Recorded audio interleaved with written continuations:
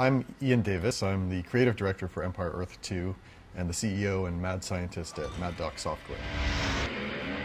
I've always been a strategy game nut from the old board games, so when the opportunity to work on Empire Earth 2 came up, I jumped at it because it was my chance to take all of the ideas that I've accumulated, put them into play, and let people have a new experience that still is familiar to them.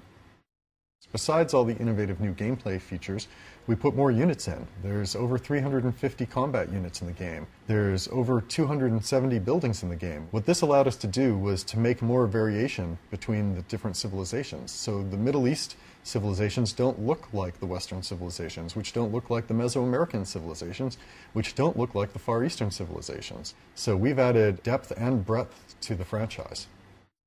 When we started working on Empire Earth 2, we took it as an opportunity to put into the game all the things that were missing from the genre for years and years. Things such as our citizen manager, the territories, the crown system, weather affecting gameplay. All of these things are things that increase the realism, increase the depth of the game, and add a lot of replayability, but have just been missing from real-time strategy games so far.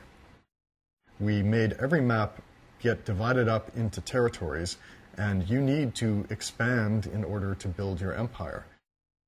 In Empire Earth 2, we decided to take that feeling of, oh, I'm the best economically, or I'm the best militarily, and make it part of the gameplay as you're going along. So if you have the best success militarily at that point in the game, you'll win the military crown. You also can get the economic crown. And there's a third crown, the imperial crown. Each of these crowns has their own powers, and they balance each other out.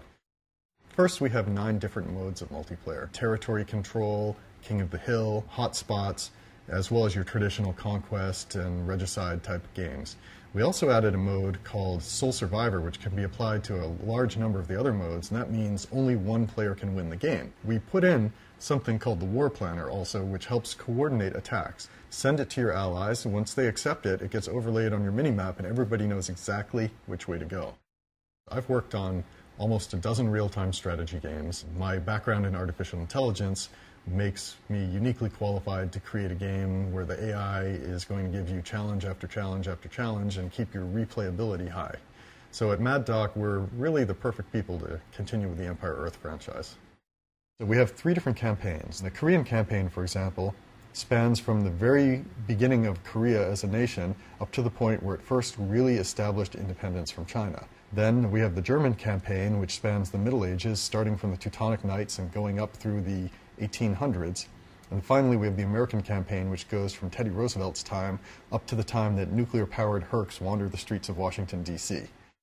A typical day for me changes over the course of a project. Once the project starts, my day consists of a lot of design document writing, and then we end up having sessions of playing competing games in order to see what features work, what don't, what the shortcomings are. So my days now consist of getting in, playing a skirmish game against the AI to make sure the AI can still kick my ass. Then I'll play a game from the single-player campaign, and my afternoon will consist of playing multiplayer games where we work on the balance of the game. But what we found is that with all the different features we have here, there's really a challenge every time I go out there. Rated T for Teen.